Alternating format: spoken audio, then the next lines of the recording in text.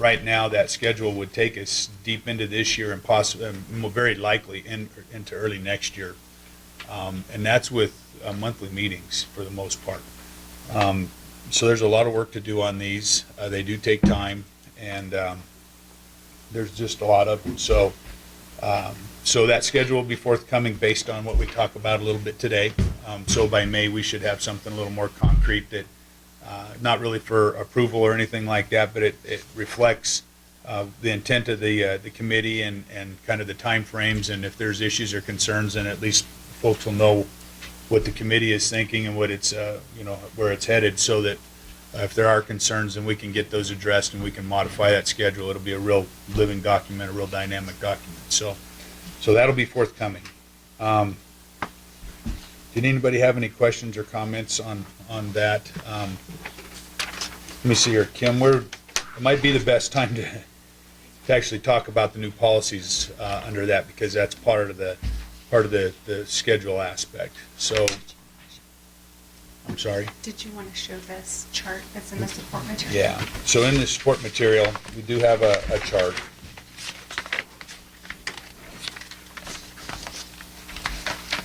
And if you'll see off to the left-hand side that there's some real rough time frames, and I think that we were trying to flesh those out even more specifically to line them up with already scheduled commission meetings and stuff. And before we really fine-tune that and get that out to everybody, some of the things that we need to talk about are, we've got the concept of these new policies, and getting those started is not always easy. We've got these concepts, but really not a lot of thought on what everybody's expecting or looking for. And I think our suggestion for the time being is, we know that the stuff having to do with the wildlife contest was a big issue, and I know that Brian was working on something to get us started. And unfortunately, Brian, probably no good deed will go unpunished, but he's kind of incorporating it into more of a fair chase type of concept. Throwing out a little broader aspect of it and dealing with things more from a fair chase standpoint that would kind of incorporate wildlife contests into it. So, so the question has been, do you start with a wildlife contest and then deal with fair chase in another area? Do you incorporate it under a broader umbrella? And I think what Brian has done is that he's putting something together that will give us an opportunity to have a conversation. And so I think the point here is that we've kind of got to start to one of those other ideas, but there are a handful of others. And Kim, do you have those handy? I might have to. New elk management policy, arbitration process for applicants. Mm-hmm. Okay. Kim Jolly, for the record, with NDOW. In your support material, you see the colored chart, which you've seen before, and we outlined the review of the existing policies and then the new policies. As Commissioner McNinch mentioned, that number 4 we have as early as regarding the wildlife contest. Probably the first instance where we'll be able to talk about that is at the April 13th committee meeting on a Wednesday, and it's just so that we have something to talk from. Division Administrator Wakeling is going to bring just a draft straw dog, and anyone else is welcome to bring their thoughts. And that's 3 p.m. at Valley Road. And then you can see we've already incorporated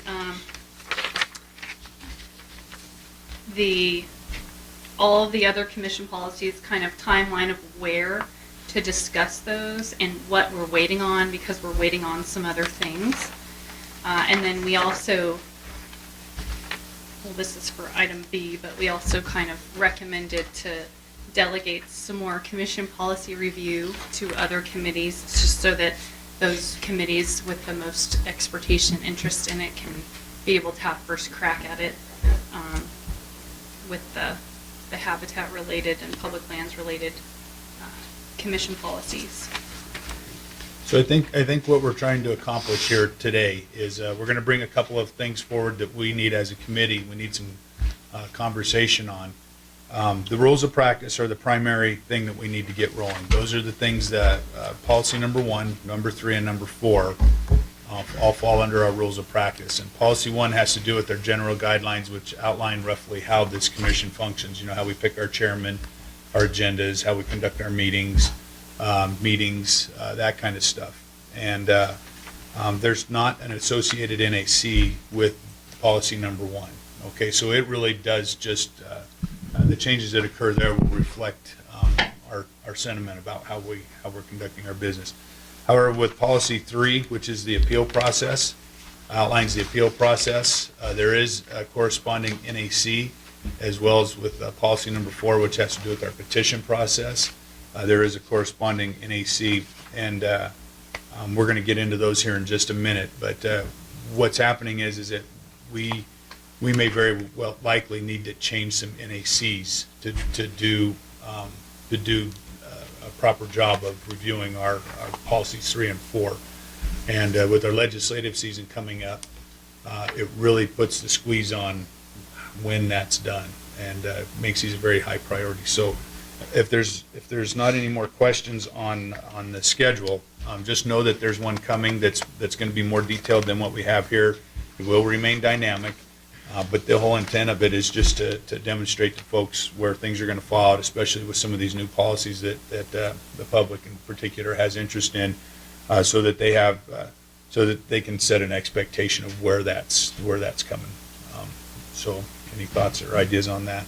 Yeah, just a couple items for me while we're on A. I really appreciate Kim and Dave, the spreadsheet that kind of tracks where we are in our progress. So I think as we do the reports, if we could keep this table kind of as our standard support material and keep it updated. I know this is a big job. We're basically trying to look over all of our policies, and as you can see from the table, there's a whole lot of them. In my opinion, I think you're on the right track with trying to get policies 1, 3, and 4 done initially. I'm not so much concerned with a specific or a rigid time frame. Obviously, the chairmanship will be switching in August, but I think whoever the next chair is going to understand the value of the process we're taking here. So I think being diligent, making sure the updates are done with proper input and everything is more important than trying to get it done within some artificial time frame. So I wouldn't worry about setting yourself something, because I don't think there's an expectation certainly not by me and by this commission, that we're going to have it done by some fictitious date. It's more a matter of taking it piece by piece and prioritizing and moving forward. So I did get the question at the Douglas County Advisory Board meeting in terms of how the committee process works. Any changes that are recommended either by this committee or if we reference policies out are going to come before this commission, kind of like we did with policy 23 yesterday. Any recommended changes would come to the full commission. That documentation would go out to the CABs. We would have a first reading. It would be my intent at a second meeting to have a second reading and possible approval. So not only is there the committee process to look over and engage some of the initial changes, but once recommendations are made, the county advisory boards and public and this commission is going to have at least 2 opportunities to review whatever changes are made. So this isn't going to be a fast exercise, but it is going to be a thorough and diligent one, and I appreciate the committee's work to this point. Thank you, Mr. Chairman. Yeah, and that's a good clarification. The CABs will definitely have a very appropriate opportunity to provide their input on these. So it might look a little scattered right now, and part of that is just trying to get our feet under us. But I think we're going to get there after today for sure. And and that's a good clarification that the CABs and the public in general are all going to have plenty of opportunity to comment on these. So while they might be showing up, and the impression could very easily have been that we're trying to move something out of here today. We do have a couple things we'd like to take some votes on, but I think they're pretty simple things that I don't think anybody's going to have a major problem with. So we'll check those. If there's nothing else, I'll move on to item B here. Okay. Any other discussion on the schedule? All right. Item B, Dave, I'll just introduce it very quickly, but this will be the recommendations and requests for commission guidance on policy numbering and policy review delegation to various committees. Commissioner McNinch will present this. This is a possible action item. So Commissioner McNinch will report on the committee's recommendation request for the commission's guidance to retain its current policy numbering format and to delegate the review of commission policy number 24, hunting opportunities among weapon and user groups, the Tag Allocation Application Hunt Committee, to delegate the review of Commission Policies 60 through 67 related to habitat and publicly owned lands to the Commission's Public Lands Committee. And there's just a note here to look at the table for our support material. So Commissioner McNinch, with that, maybe we can step through those couple items. Okay, thank you. So, so this is the area where we had taken some action as a committee, and in particular, we had taken action regarding the numbering system. And I know that the conversation with Policy 26 came up, and I kind of deferred my comments since I walked in mid presentation yesterday. I didn't want to complicate the conversation, but as a point of clarification, Policy 26 is kind of one of those areas that prompted the discussion on the numbering system and the title system. And Kim, I'll ask you to help if I go astray here, but the bottom line is that Policy 26, nothing's happened to it. It just kind of mutated or kind of worked its way into the elk subplan process, so that it wasn't voted away. It wasn't just crossed out on the list or anything. There's probably an element of losing track of it to some extent, but the bottom line is that it's still being utilized, but it's just in a different form. So I think that the intent of the committee will be to clean that up as part of our numbering system once we get through today, and we'll bring some recommendations back on how to bring that back and how to stabilize that situation so we're not having that conversation anymore. So one of the recommendations of the committee initially was to do away with the numbers, okay? And I think that we've had an element of buyer's remorse since then, and at the last commission meeting, we weren't agendized to address the numbering system issue again. We did have some public input, maybe an element of buyer's remorse there too, and we had some public input that was basically, let's don't throw that numbering system out the door right now. At this point in time, it still has a lot of value. We just might need to do a little cleanup with it. And when I say cleanup, it might be a function of making sure that when we renumber we don't reuse a number, so that if we ever have a Policy 26 situation again, that it stays on the books unless it's there's recognition for its retirement or it's been being repealed, and then that number's not used anymore. And we're not likely to run out of numbers to use for our numbering system, so I think we'll be okay there. So the committee's original recommendation to the commission here was to do away with the numbering system and adopt the concept of just naming them using the title.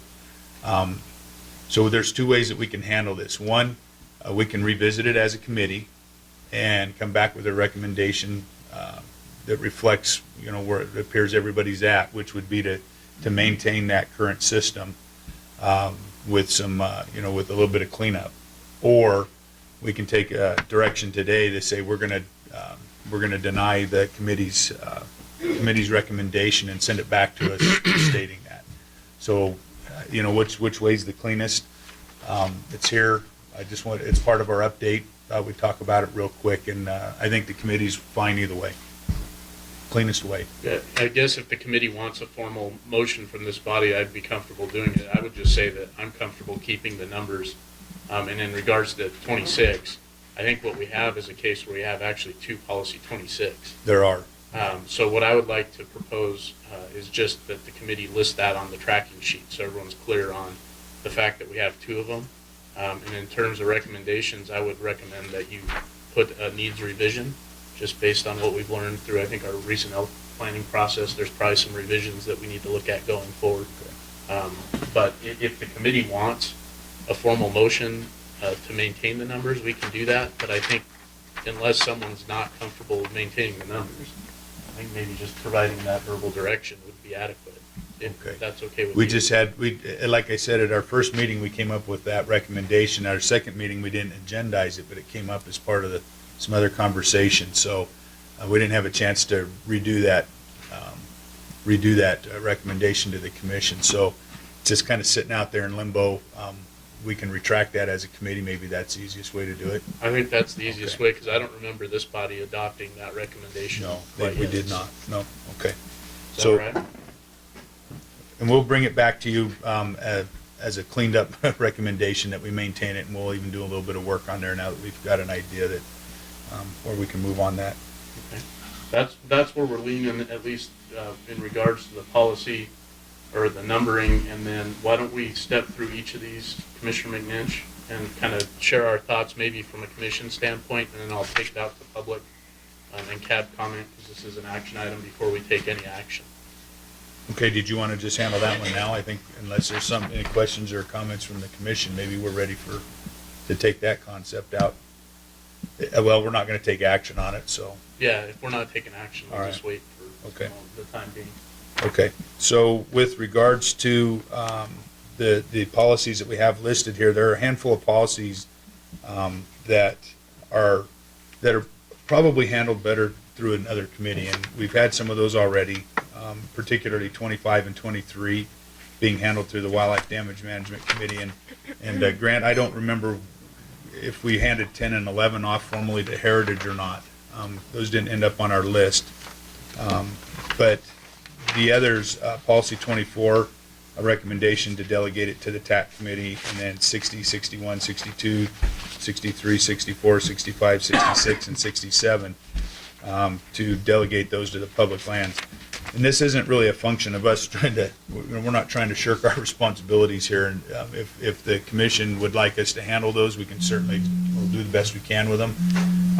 They're probably, they might be better served to have those committees that are specialized in those a little bit better to take a look at those. And the real relevance here is fitting them into a schedule so we can prioritize them if they're going to stay here, number one. And number two, it provides those other committees an opportunity to get moving on those when they have an opportunity. So, Yeah, I guess I would support the committee's recommendations. I was able to talk to Commissioner Johnston, who chairs the TAC committee.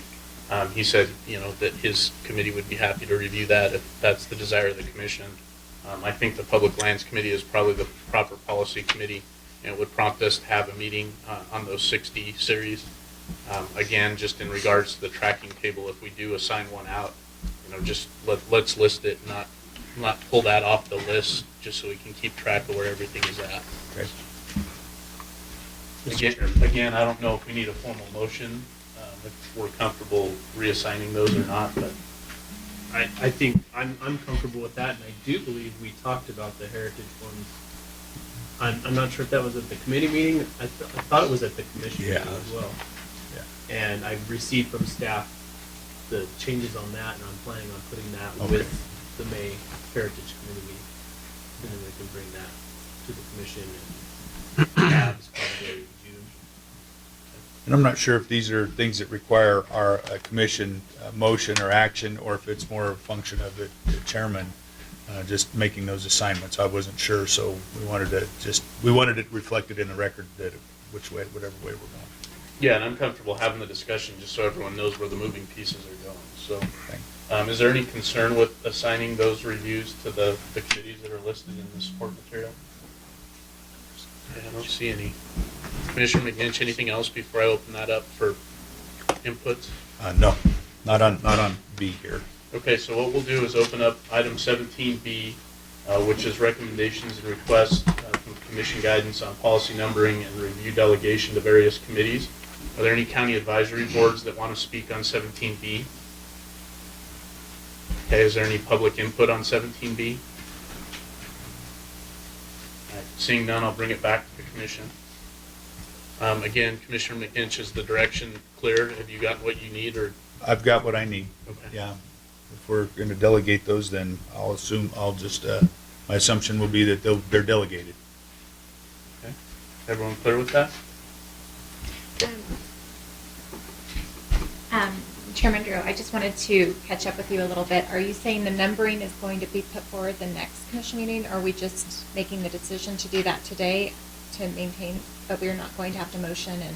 The numbering was something that I think the committee reported they were looking at, and that they had maybe leaned toward or taken a formal recommendation on eliminating the numbering. But I don't believe we ever provided direction that adopted that. So at this point, I think if they want to kind of repeal that recommendation, they can do that at the committee level. Okay. It'll stay as it is, basically. If we repeal our action to the commission, then what it does is it leaves that system the way that it currently is, which is using the numbers. And then the committee, our intent as a committee will just be clean it up. Recognize that there's two 26s and bring that other 26 back into the policy fold, and recognize it as as the policy that it is, and, do what we can to track it down, whatever it is that we've got to do to get it back into place. And I'm scared to even say that I probably have it in some stuff at home somewhere. I've been around long enough that I probably have as good a records as you guys do, since I've never thrown anything away. I also did have a question on policy 26. So we know that there were two versions and it wasn't formally repealed, but somehow changed over time. Is that what happened? And now we have two? Nobody's 100% sure what happened, but there was a policy 26 that dealt with the Elks subplan development. It appears somewhere along the way that policy turned into more of a plan or a guidance, the subplan, elk subplan planning process. So it's kind of turned into more of a how things are. It's hard to say. It's been incorporated into a planning process rather than being a policy. It's just how things are done, and it kind of just lost track of it.